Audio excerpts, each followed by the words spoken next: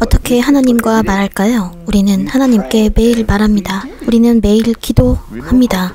우리는 기도에 불을 붙이는 법을 아주 잘 알고 있습니다.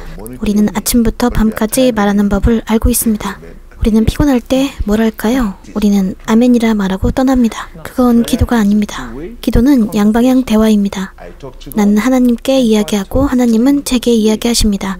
하지만 오늘날 우리는 기도하고 계속 기도하는데 그 후엔 아멘이라 말하고 떠납니다. 아무도 하나님의 대답을 기대하지 않습니다. 믿음은 하나님께서 그가 약속하신 것을 행하실 것을 기대하는 것입니다. 만약 제가 뭔가를 달라고 하나님께 기도한다면 저는 조용히 뒤로 물러나 앉아서 응답을 기다려야 합니다. 하나님께서 틀림없이 말씀하시는 것을 기다려야죠. 당신은 지금 하나님께 어떻게 기도하십니까? 로마서 8장 26절 27절을 우리가 지금 읽을 건데요. 이 말씀이 우리에게 단서를 주십니다. 이와 같이 성령도 우리 연약함을 도우시나니 우리가 마땅히 빌 바를 알지 못하나 오직 성령이 말할 수 없는 탄식으로 우리를 위하여 친히 간구하시느니라. 마음을 감찰하시는 이가 성령의 생각을 아시나니 이는 성령이 하나님의 뜻대로 성도를 위하여 간구하심이니라. 바로 그거죠. 마음을 감찰하시는 이가 당신의 생각과 하나님의 생각을 아십니다. 그분이 성령이십니다. 그 말은 제게 어떤 일이 일어나면 상황 때문에 제가 기도에 돌입하지 못합니다. 당신은 그것에 대한 하나님의 생각이 무엇인지 아셔야 합니다. 당신이 하나님께 간구하실 때 그분의 뜻에 따라 간구하셔야 합니다. 알았죠? 제 뜻에 따르는 것이 아닙니다. 왜냐하면 그런 상황 속에서 하나님의 목적하신 바가 있을 수도 있기 때문입니다. 우리는 사울이 당나귀를 잃어버렸을 때 하나님의 목적이 계심을 보았습니다. 그가 기름 부음을 받도록 선지자에게 데려오셨죠. 그러나 제 상황에서 하나님은 어떤 적절한 수단을 사용하셔서 제 인생에서 그분의 목적을 이루실 것입니다. 그래서 너무 섣불리 판단하거나 절망해선 안 됩니다. 베드로가 물고기를 낚을 수 없었을 때 그것을 위한 목적이 있었습니다. 바로 그거죠. 그 실망이요. 이해하셨죠? 그래서 기도할 때 우리는 하나님의 생각이 무엇인지 알기 위해 성령께서 우리를 도우시도록 해야 합니다. 그것이 바로 사도 바울에게 일어났던 일이었습니다. 바울이 그의 육체에 가시를 갖고 있었을 때 고린도후서 12장 7절에 나옵니다. 그는 육체에 가시가 있었습니다. 그래서 그는 무엇을 했죠? 그는 정확히 우리가 의뢰하는 일을 했습니다. 우리는 기도하러 예수님께 와서 아버지 낫게 해주세요. 이 고통을 없애주세요 하죠. 이 문제를 없애주세요. 이 가시를 없애주세요. 그는 한 번만 기도한 게 아니었습니다. 2번, 3번 했습니다. 그리고 무슨 일이 일어났죠? 예수님께서 말씀하셨습니다. 내 은혜가 내게 족하도다. 이는 내 능력이 약한 데서 온전하여 짐이라. 그래서 당신이 기도하고 있을 때 하나님의 뜻을 알아야 합니다. 바울은 그 가시가 목적이 있다는 것을 이해하게 되었고 이런 결론을 내렸죠. 계시의 탁월함 때문에 하나님께서 그를 겸손케 하기 위해 그 가시를 허락하셨다는 것을요. 자만케 하지 않기 위해서요. 그래서 계시가 왔을 때 그는 그 가시 속에 있는 하나님의 완벽하신 뜻을 알았습니다. 그는 이렇게 말했죠. 이는 내가 약할 그때의 곧 강함이니라. 그는 더 이상 그 가시를 없애달라고 간구하지 않았고 다만 강함을 간구했습니다. 하나님은 그런 분이십니다. 그래서 성경은 무엇을 기도해야 하는지를 우리가 알지 못한다고 말씀하십니다. 성령께서는 우리가 하나님의 뜻에 따라 기도하도록 우리를 인도하십니다. 그는 말할 수 없는 탄식으로 우리를 위해 간구하십니다. 그렇습니다. 그 말은 육신의 말로 표현할 수 없다는 겁니다. 그래요. 하나님께서 행동으로 옮기시는데 제 말이 필요하신 게 아닙니다. 제 말이 하나님을 행동으로 옮기시게 하려면 제 말은 성령의 감동으로 된 영감을 받아야 합니다. 우리가 거론하는 그 상황에서 우리는 하나님께 어떻게 이야기할까요? 고린도전서 14장으로 가봅시다. 우리는 기도의 영을 분석해서 설명해야 합니다. 우리는 그것을 영의 기도라고 부릅니다. 그것은 성령의 능력으로 하는 기도입니다. 기도는 영역이 있습니다. 우리는 육에서 기도하지 않습니다. 우리는 영으로 기도합니다. 이 말은 당신이 영의 기도, 성령의 능력으로 하는 기도를 할 때 기도하기 전에 먼저 기도의 영역으로 들어가야 한다는 말입니다.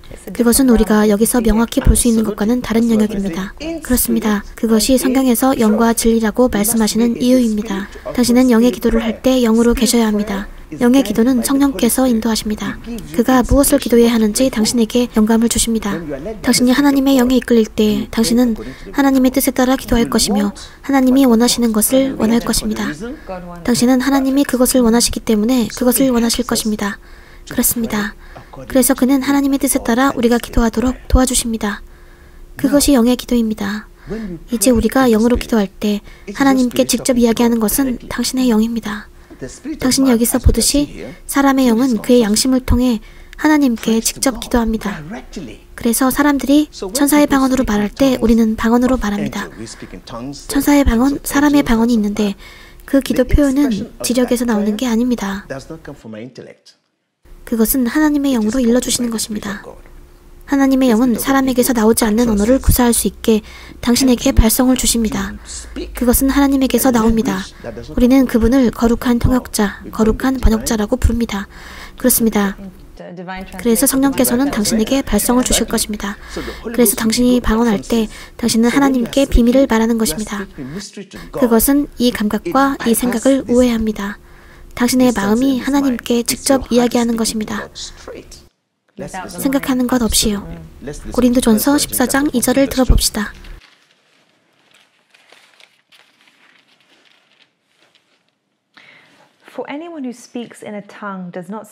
방언을 말하는 자는 사람에게 하지 아니하고 하나님께 하나니 이는 알아듣는 자가 없고 그 영으로 비밀을 말함이니라. 그렇습니다. 방언으로 말하는 사람은 사람에게 하는 게 아니라 하나님께 합니다. 네, 그것이 성경 고린도전서 13장 1절에서 명확히 말씀하시는 것입니다. 내가 사람의 방언과 천사의 말을 할지라도 주목하십시오.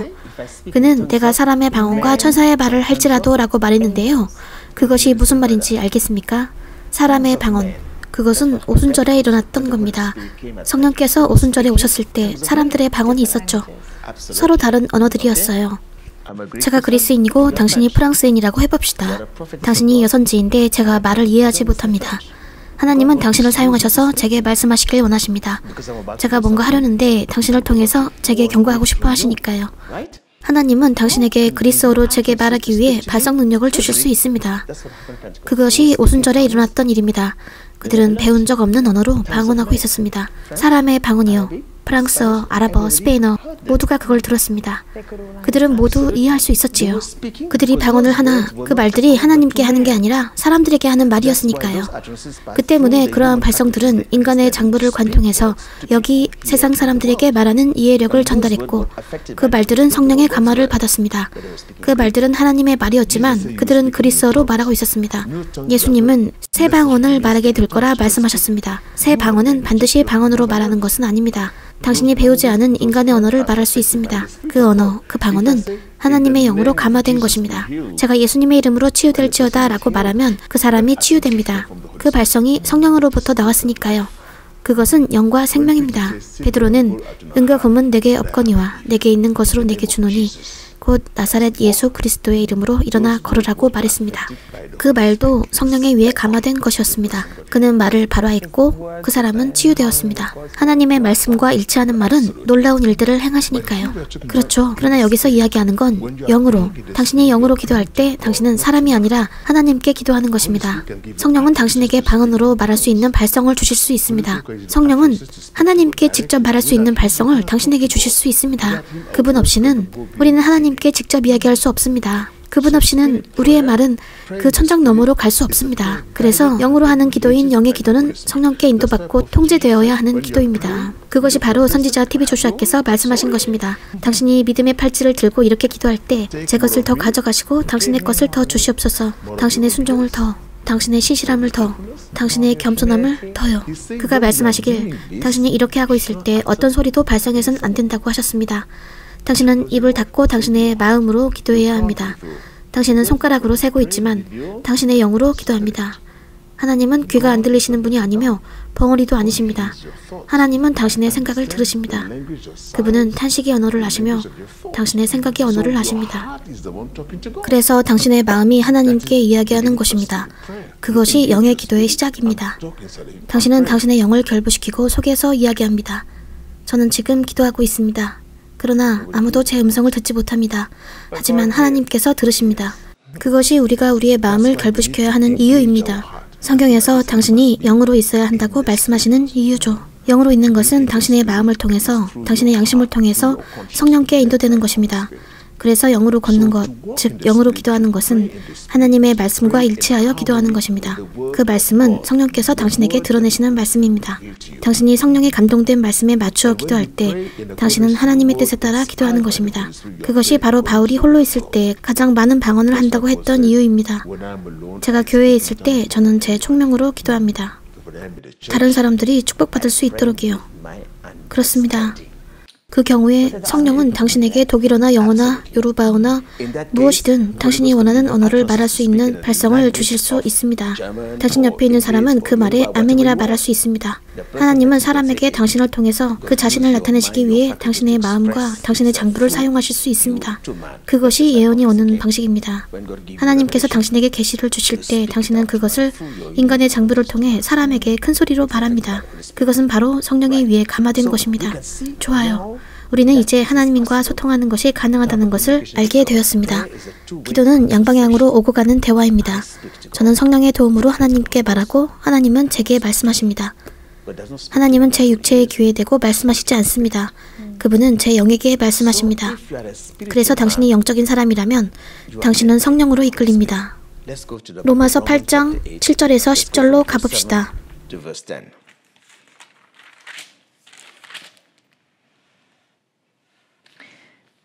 육신의 생각은 하나님과 원수가 되나니 이는 하나님의 법에 굴복치 아니할 뿐 아니라 할 수도 없습니다. 육신에 있는 자들은 하나님을 기쁘시게 할 수 없느니라. 만일 너희 속에 하나님의 영이 거하시면 너희가 육신에 있지 아니하고 영에 있나니. 다시 한번요. 뭐라 말씀하십니까? 육신의 통제를 받는 사람들은 인간의 감각으로 이끌리는 사람들입니다. 이 그림에서 보여주듯이 그들은 하나님과 연결되지 않은 사람들이며 그들은 육에서 작동하고 육으로 생각하고 육으로 이야기합니다. 그들은 하나님의 마음을 알 수 없습니다. 그들은 하나님을 기쁘시게 할 수 없습니다. 왜 그럴까요? 믿음은 지력에서 오는 게 아니기 때문입니다. 믿음은 당신의 영에서, 당신의 마음에서 나옵니다. 우리는 우리의 영의 깊숙한 곳에서 믿음을 발견합니다. 그래요. 이제 당신은 우리가 이야기하고 있는 마음이 당신의 육의 마음이 아니라 영의 마음이라는 것을 아셨지요?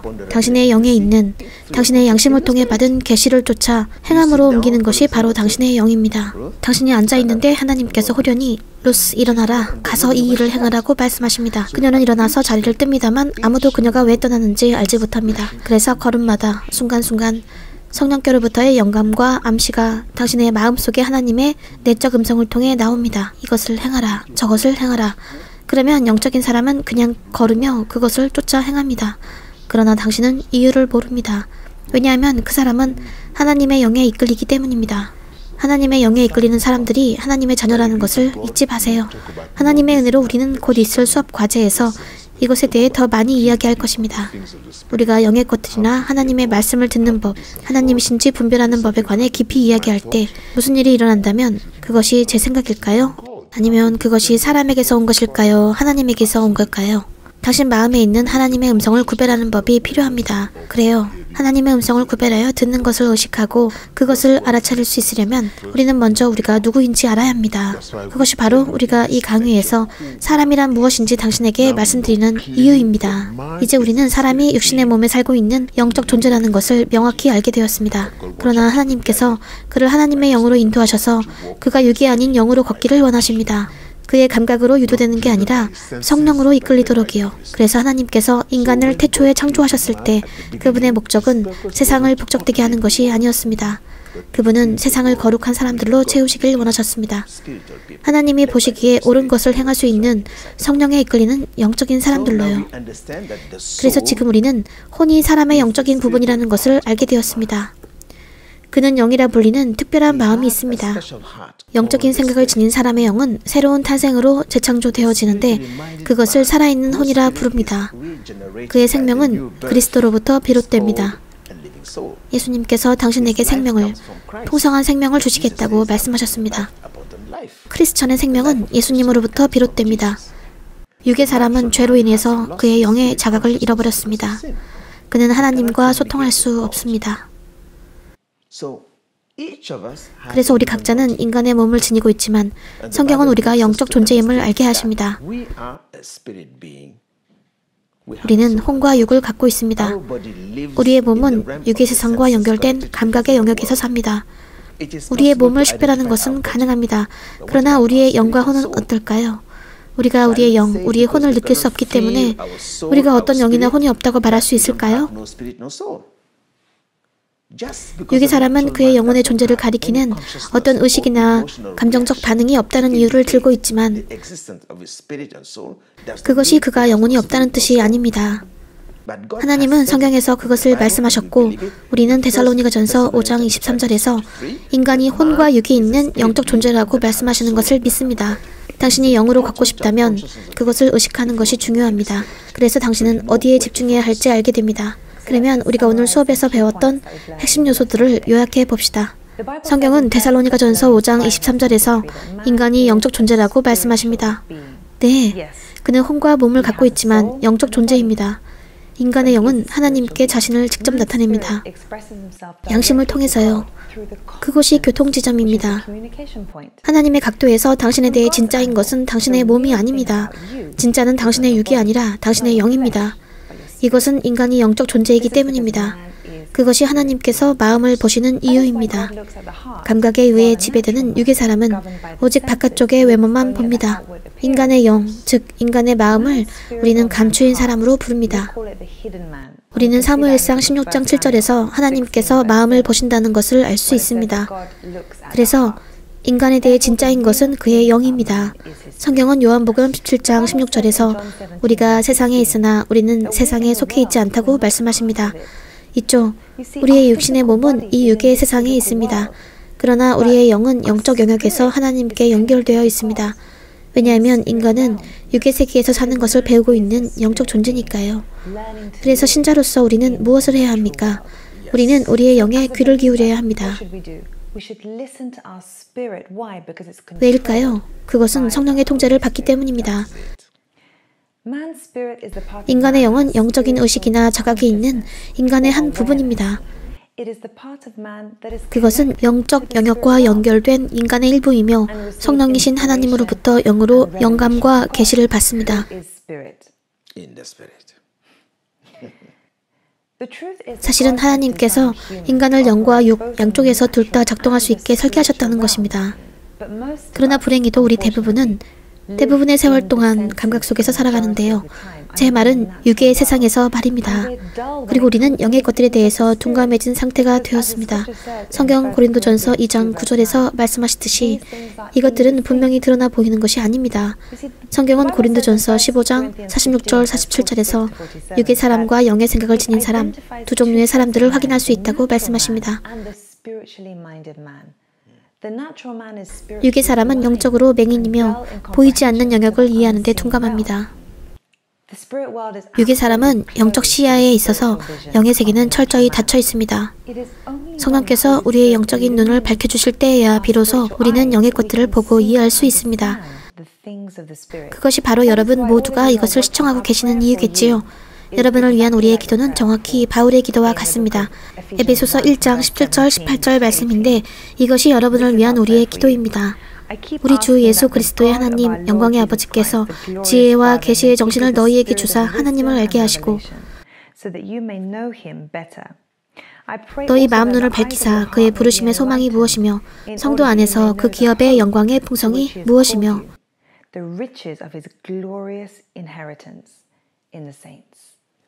아멘. 그것이 바로 우리가 여러분을 위해 기도하려는 이유입니다. 같이 기도에 참여해 주세요. 오 성령님, 우리의 것을 더 가져가시고 당신의 것을 더 주시옵소서. 당신의 신실함을 더, 당신의 인자하심을 더 주시옵시고 우리의 육의 자아를 더 가져가시옵소서. Take more of our hatred, more of our disobedience, more of our impatience, and give us more of your love, more of your obedience, and more of your patience. Give us the grace to be self-controlled, to be humbled as you are humbled. Open our eyes so we can understand the things of the Spirit, because human spirit fails unless the Holy Spirit fills. Guide us, lead us, enlighten our heart with the knowledge of eternal things. In Jesus' name, Amen. Amen. 오늘 우리는 인간이 누구인지에 관해 이야기를 나누었습니다. 다음 시간엔 하나님의 은혜로 더 깊이 분석해 볼 것입니다. 하나님은 누구신지, 그리고 성령님은 누구신지에 관해서요. 네, 시청해 주셔서 감사합니다.